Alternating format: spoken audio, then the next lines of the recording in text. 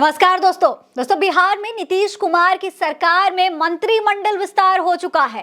नए मंत्रियों को शपथ दिलाई जा रही है। राज्यसभा में राज्यपाल आरिफ मोहम्मद खान ने नए मंत्रियों को शपथ दिलाई है।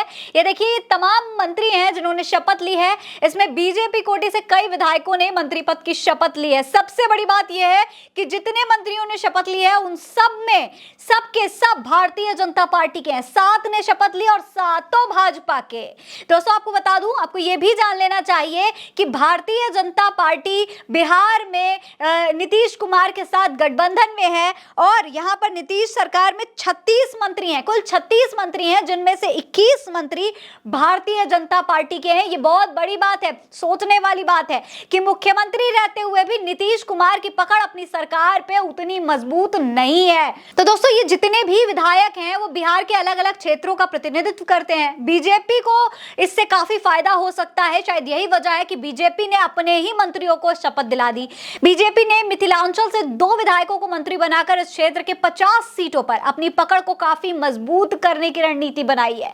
वहीं दोस्तों मंत्री पद की शपथ लेने वाले विधायकों में कौन कौन शामिल है, चलिए इसके बारे में भी आपको बता देते हैं। दोस्तों जिन मंत्रियों ने शपथ ली है उनमें संजय सरावगी, सुनील कुमार, जीवेश मिश्रा, राजू सिंह, मोतीलाल प्रसाद, कृष्ण कुमार मंटू और विजय मंडल शामिल हैं। ये तमाम मंत्री हैं जिन्होंने शपथ ली है। ये सब अलग अलग जाति से आते हैं। अगर देखा जाए तो कृष्ण कुमार मंटो कुर्मी जाति से हैं, विजय मंडल केवट हैं, राजू सिंह राजपूत हैं, संजय सरावगी मारवाड़ी हैं, जीवेश मिश्रा भूमिहार हैं, सुनील कुमार कुशवाहा हैं, जबकि मोतीलाल प्रसाद तेली समाज से आते हैं। तो दोस्तों ये तमाम मंत्री हैं जो अलग अलग जाति से बिलोंग करते हैं। बीजेपी कोटे से जितने भी मंत्रियों ने शपथ ली है दोस्तों वो सभी बिहार विधानसभा के अलग अलग क्षेत्रों से भी हैं।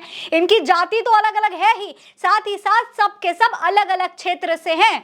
तो अगर मैं आपको बताऊं कि कौन किस क्षेत्र से है तो उस पर भी गौर कर लीजिए। देखिए कृष्ण कुमार मंटू छपरा के अमगौर क्षेत्र से आते हैं। वहीं विजय मंडल अररिया जिले के सिकटी से आते हैं, राजू सिंह साहेबगंज से हैं, संजय सरावगी दरभंगा से हैं, जीवेश मिश्रा जाले से हैं, सुनील कुमार बिहार शरीफ से, मोतीलाल प्रसाद रीगा क्षेत्र से आते हैं। तो एक तमाम अलग अलग क्षेत्र हैं बिहार के जहां से ये तमाम जो मंत्री हैं भारतीय जनता पार्टी के वो आते हैं। ऐसे में भारतीय जनता पार्टी इन सभी क्षेत्र पर अपनी मजबूती बनाना चाहती है। दोस्तों बीजेपी ने बिहार के मिथिलांचल क्षेत्र के महत्व को समझ लिया है और कहीं ना कहीं इस क्षेत्र से 2 विधायकों को मंत्री बनाने का फैसला भी शायद इसी वजह से लिया गया है। तो दोस्तों सबसे बड़ा सवाल अब जो यहाँ पर इस कैबिनेट विस्तार के बाद उठ करके सामने आ रहा है वो ये है कि भाई आखिर ऐसी क्या मजबूरी थी नीतीश कुमार की कि उन्हें भारतीय जनता पार्टी के सामने झुकना पड़ गया। 7 के 7 मंत्री बनाए गए और 7 के 7 भारतीय जनता पार्टी के। आखिर क्यों? इस कैबिनेट विस्तार के दौरान यहाँ पर नीतीश कुमार भी बैठे थे लेकिन उनके चेहरे पर उनका दर्द साफ नजर आ रहा था। दोस्तों भारतीय जनता पार्टी क्या अब नीतीश कुमार पर हावी होने की कोशिश कर रही है? क्या नीतीश कुमार को साइड लगाने का जो दावा पप्पू यादव कर रहे थे कि भाजपा नीतीश कुमार को भी साइड कर देगी, उनका भी पत्ता साफ हो जाएगा, क्या ये बात अब कहीं ना कहीं सही साबित होने लगी है? क्या नीतीश कुमार को धीरे धीरे करके साइड कर दिया गया है?